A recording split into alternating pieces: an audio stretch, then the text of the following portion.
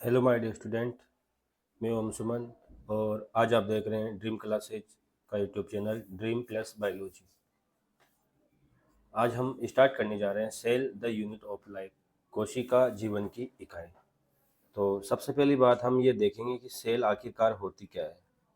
Cell जिसको हम कोशिका कहते हैं, क्या कहते हैं, जिसको हम कोशिका कहते हैं, आखिरकार ये कोशिका है क्या चीज़। ये जो कोशिका है ये क्या चीज़ होती है। तो शरीर की, इसकी सबसे पहले परिभाषा, शरीर की संरचनात्मक, कैसी, शरीर की संरचनात्मक व क्रियात्मक इकाई को, संरचनात्मक व क्रियात्मक इकाई को हम क्या कहते हैं, कोशिका कहते हैं। इकाई को कोशिका कहते हैं। ठीक है। तो डियर स्टूडेंट, सबसे पहले परिभाषा हो जाएगी कि कोशिका को शरीर की क्रियात्मक, संरचनात्मक और क्रियात्मक इकाई कहते हैं। यानी कि ये स्ट्रक्चरल एंड फंक्शनल, अगर इसको अंग्रेजी में बोला जाए, अंग्रेजी में कहा जाए तो ये होती है structural and functional unit of the life.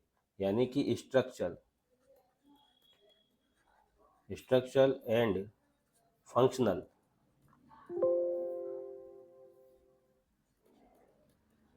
Functional unit of life.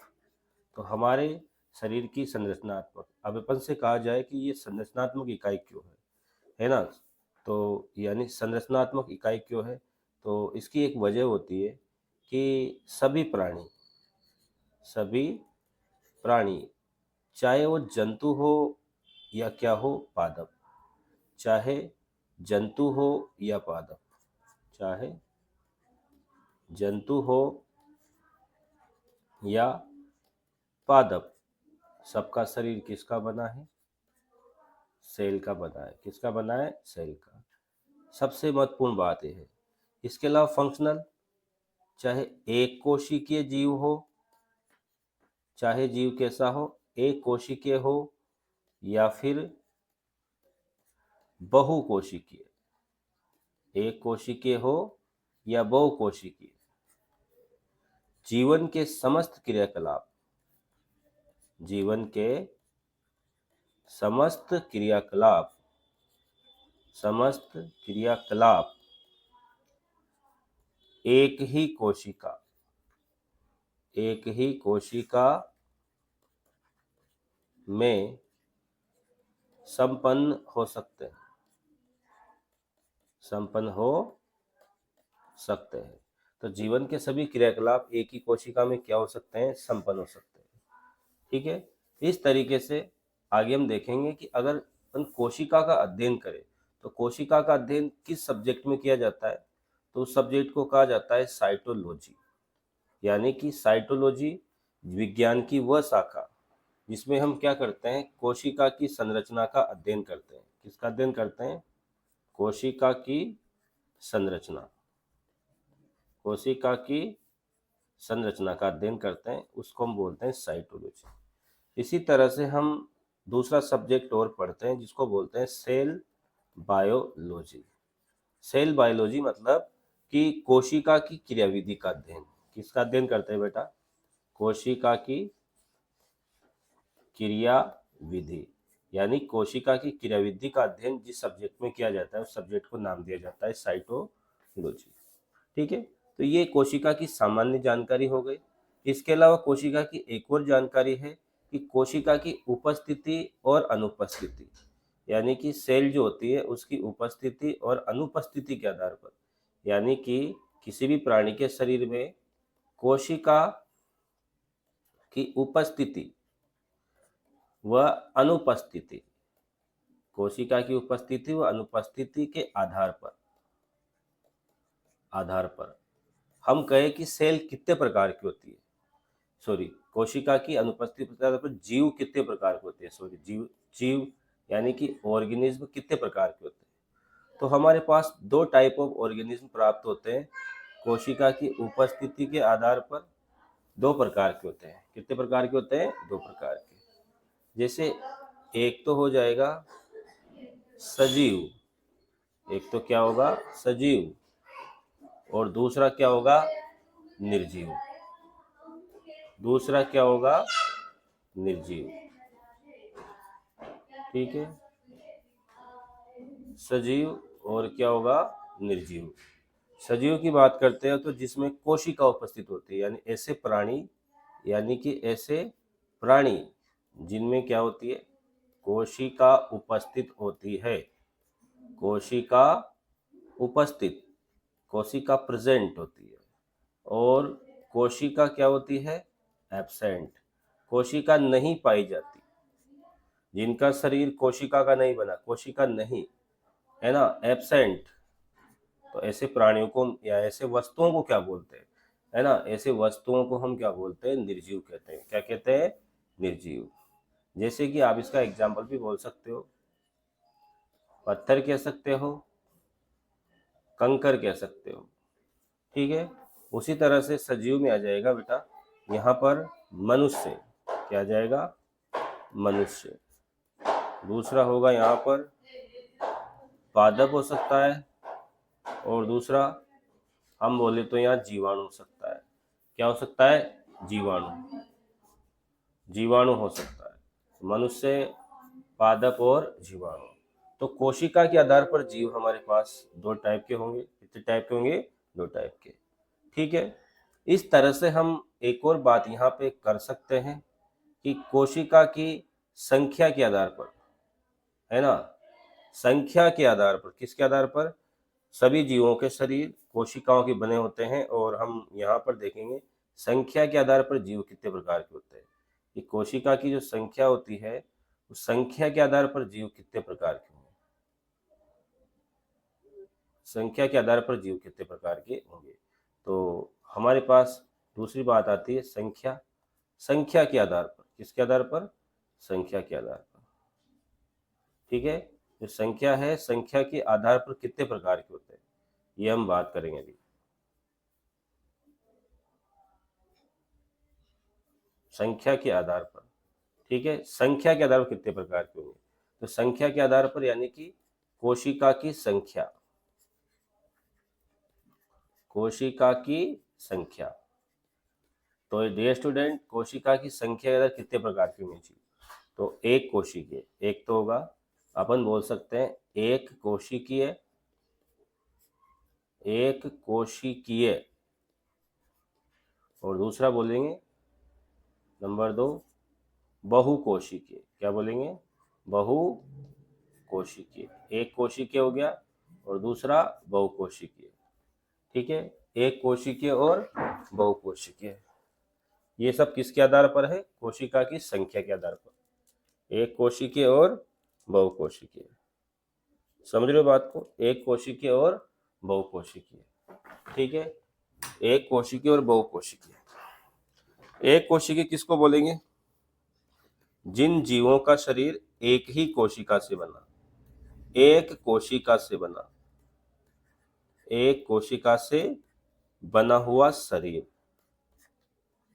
बना हुआ शरीर, एक कोशिका से शरीर बना।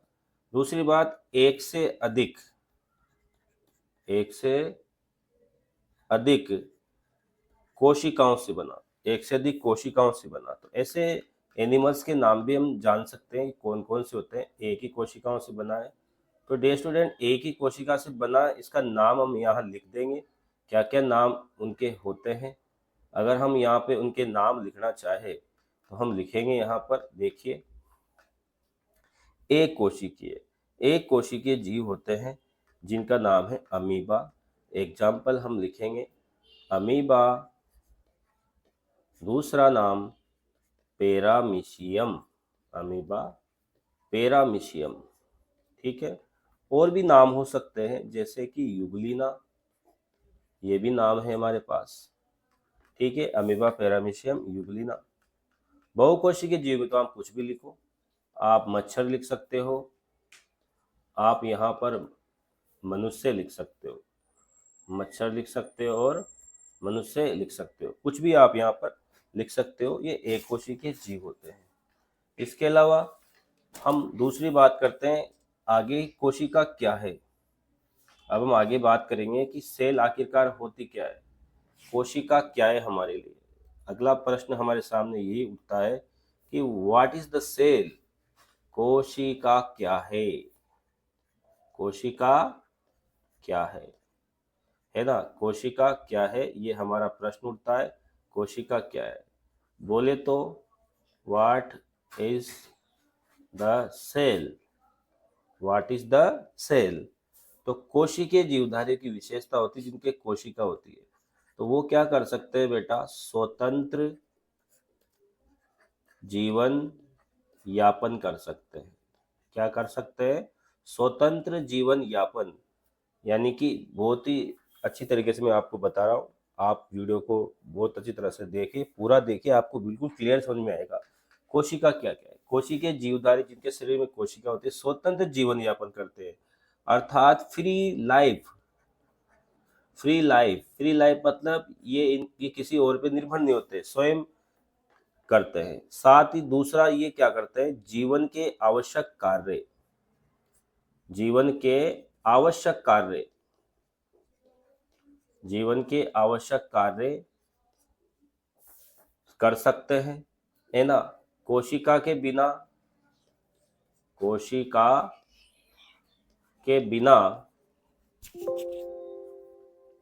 कोशिका के बिना किसी भी जीव का, किसी भी जीव का स्वतंत्र अस्तित्व नहीं हो सकता भी, स्वतंत्र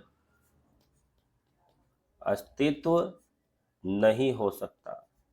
कोशिका के बिना किसी भी जीव का आप स्वतंत्र अस्तित्व नहीं मान सकते। इसी कारण से हम बोलते हैं, बिकॉज इसी कारण से कोशिका को जीवन की क्या बोलते हैं, मूलभूत संरचनात्मक व क्रियात्मक इकाई, मूलभूत संरचनात्मक व क्रियात्मक इकाई कहते हैं, मूलभूत संरचनात्मक और क्रियात्मक इकाई बोलते हैं। तो basic fundamental and structural unit of life, ये बात हो गई।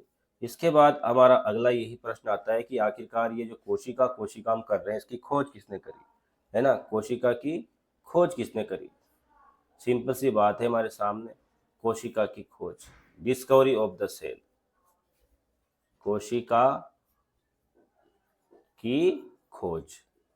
तो डे स्टूडेंट, कोशिका की खोज में मुख्यतः दो चरण आते हैं कि एक तो सन आता है भाई सबसे पहला 1665, और एक सन आता है 1674, 74। तो कोशिका की खोज सबसे पहले करने वाला जो वैज्ञानिक था उसका नाम था बेटा रॉबर्ट हुक, रॉबर्ट हुक। ये कोशिका की खोज करने वाला वैज्ञानिक है रॉबर्ट हुक। इन्होंने क्या किया था, स्वयं के बनाए गए सूक्ष्मदर्शी से, स्वयं के बनाए गए, स्वयं के बनाए गए सूक्ष्मदर्शी से, स्वयं के बनाए गए सूक्ष्मदर्शी से कोशिका की खोज करी, है ना। और एक किताब भी लिखी इन्होंने, उस किताब का नाम था माइक्रोग्राफिया। क्या नाम था, माइक्रोग्राफिया। इस माइक्रोग्राफिया नाम की किताब भी इन्होंने लिखी। और इन्होंने जो कोशिका की खोज करी वो एक क्वार्क के टुकड़े में करी थी। किसमें करी थी, क्वार्क के टुकड़े में। किसमें करी, क्वार्क के टुकड़े में। मैं आपको बता देता हूँ किस तरह से इनकी खोज थी। क्वार्क के टुकड़े में इन्होंने खोज करी, तो किस प्रकार की कोशिका इनको दिखाई दी, आइए उसके चित्र थोड़ा सा बना के देखते हैं। इस प्रकार से इनको कोशिका की खोज करी और इस तरीके से इनको कोशिका शो होती है।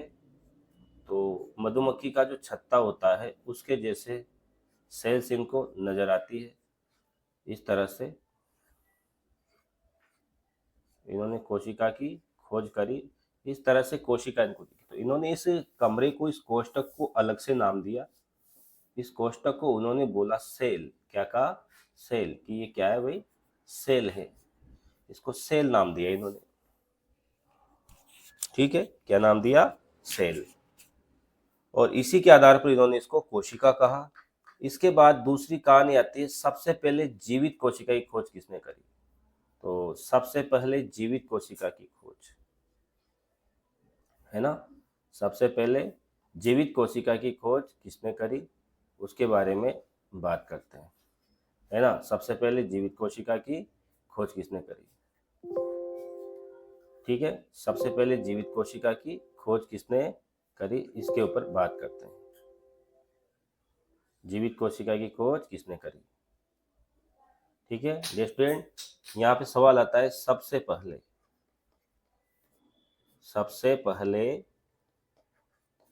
जीवित कोशिका की खोज, जीवित कोशिका की खोज। तो सबसे पहले जीवित कोशिका की खोज करने वाले जो वैज्ञानिक थे, उनका नाम था, उन्होंने खोज कब करी? 1674 में। उनका नाम भी आप याद रखिए तो बहुत ही अच्छा होगा। उनका नाम आप याद रखना चाहो तो उनका नाम है एंटोनी वॉन लुवेनहॉक। एंटोनी वॉन लुवेनहॉक, ये इन्होंने सबसे पहले कोशिका की खोज करी 1672 में। इन्होंने खोज करने के लिए जो उदाहरण लिए, जैसे कि इन्होंने उदाहरण करे थे, खोज करी थी जीवाणु में और किसमें करी थी? प्रोटोजोआ में। किसमें करी थी? प्रोटोजोआ। तो डे स्टूडेंट, इस तरह से इन्होंने कोशिका की खोज करी। इन्हीं की खोज के बाद 1831 में एक और खोज आती है। तो मैं आपको समझा दूं, कोशिका की खोज करने के जो वैज्ञानिक है उनका नाम है, तो 1831 में करी। नाम क्या था उनका? Robert brown. तो उनका नाम रॉबर्ट ब्राउन था। रॉबर्ट ब्राउन ने क्या करी थी? कोशिका की केंद्रक की खोज करी थी। तो इन्होंने किसकी खोज करी? केंद्रक की खोज। तो केंद्रक की खोज करी। कोशिका में केंद्रक होता है, जैसे यहाँ पर है, ये केंद्रक है, वैसे केंद्रक खोज इन्होंने करी थी। केंद्रक खोज करने वाले वैज्ञानिक थे, इनका नाम है रॉबर्ट ब्राउन, है ना। रॉबर्ट ब्राउन ने कोशिका की खोज करी। तो ये कोशिका की डिस्कवरीज वगैरह आपके सामने है ना। डिस्कवरी वगैरह मैं आपको बता रहा हूँ इस तरह से। चलिए आगे बढ़ते हैं। नेक्स्ट हम आगे बढ़ते हैं कोशिका सिद्धांत की तरफ। नई स्लाइड ले लेते हैं। कोशिका सिद्धांत, स्लाइड का कलर बदल देते हैं थोड़ा सा, ठीक है ना। अगला जो आता है वो है कोशिका सिद्धांत, उसके बारे में चर्चा करते हैं। कोशिका सिद्धांत। तो डे स्टूडेंट, अब हम पढ़ेंगे नया टॉपिक इसी में, इसका नाम है कोशिका सिद्धांत। ठीक है, इसका क्या नाम है? कोशिका सिद्धांत। कोशिका सिद्धांत है, यानी कि इसको बोला जाता है सेल थ्योरी। इसको क्या बोलेंगे? Cell theory. Cell theory. Cell theory.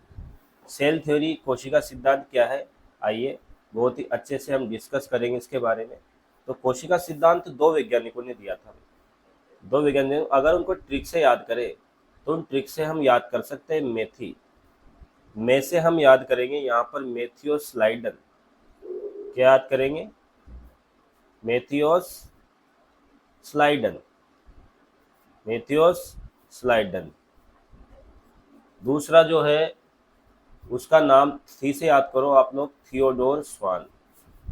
Theodore स्वान। क्या नाम है? थियोडोर स्वान, ये नाम है वैज्ञानिक, है ना, थियोडोर स्वान। तो अब इसके बारे में हम एक और चर्चा करते हैं। दोबारा से मैं फिर बोल रहा हूँ, मैथ्यू स्वान जो है ये अपना काम 1838 में कर रहे थे, और इधर वाले जो हमारे वैज्ञानिक है ये अपना काम 1839 में कर रहे थे डियर स्टूडेंट। ठीक है, कब कर रहे थे? 1839 में। ये जो मैथ्यू स्लाइडन थे बेटा, ये कहाँ के थे? मैथ्यू स्लाइडन थे, ये जर्मनी के थे बेटा। कहाँ के थे? जर्मनी के। तो डियर स्टूडेंट, बहुत ही सिंपल सी बात है, ये जर्मनी के वैज्ञानिक थे।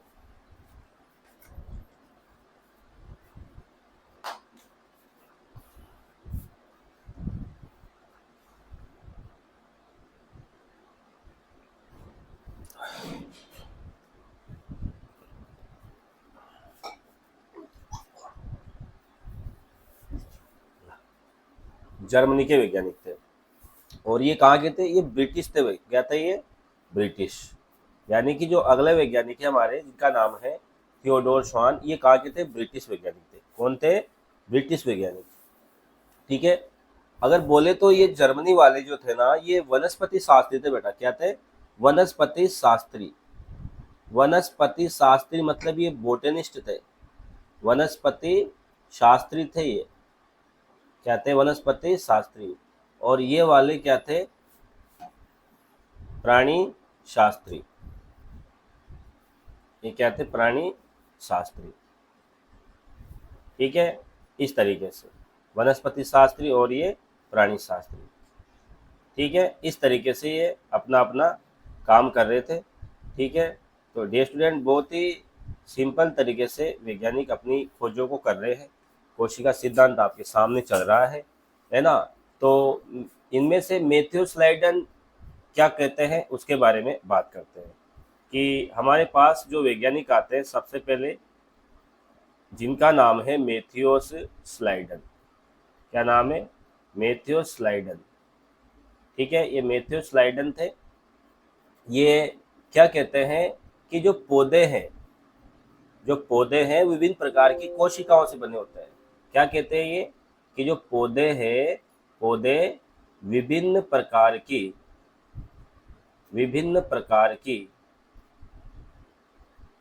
कोशिकाओं से बनते हैं। क्या कह रहे हैं ये? कि पौधे जो है विभिन्न प्रकार की कोशिकाओं से बने होते हैं।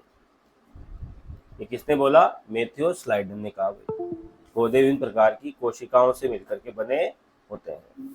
ठीक है साहब, ये बात हो गई है ना। इन्होंने ये बात बता दी।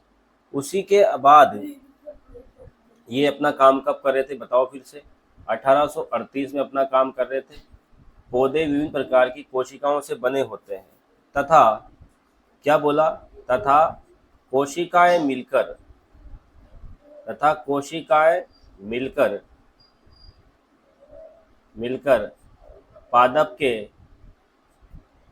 पादप के सभी ऊतकों व अंगों का निर्माण करती है। क्या करती है? अंगों का निर्माण करती है। ये बात बोली भाई इन्होंने। फिर उसके बाद दूसरा जो वैज्ञानिक आया है ना, उनका नाम क्या बताया था मैंने आपको? थियोडोर स्वान। क्या था वो? थियोडोर स्वान। तो डेल्टन थियोडोर स्वान क्या कहते हैं? देखो, थियोडोर स्वान क्या कहते हैं? तो बहुत ही अच्छी कहानी इनकी भी है ना। थियोडोर स्वान जूलॉजिस्ट थे भाई, ये प्राणी शास्त्री थे और कोशिकाओं पे वर्क कर रहे थे ये भी। तो थियोडोर स्वान क्या कहते हैं, है ना? थियोडोर स्वान क्या कहते हैं? ये कहते हैं कि जंतु कोशिका के बाहर, ये कहते हैं कि जंतु कोशिका के बाहर एक पतली सी परत होती है। क्या होती है? एक पतली सी परत होती है।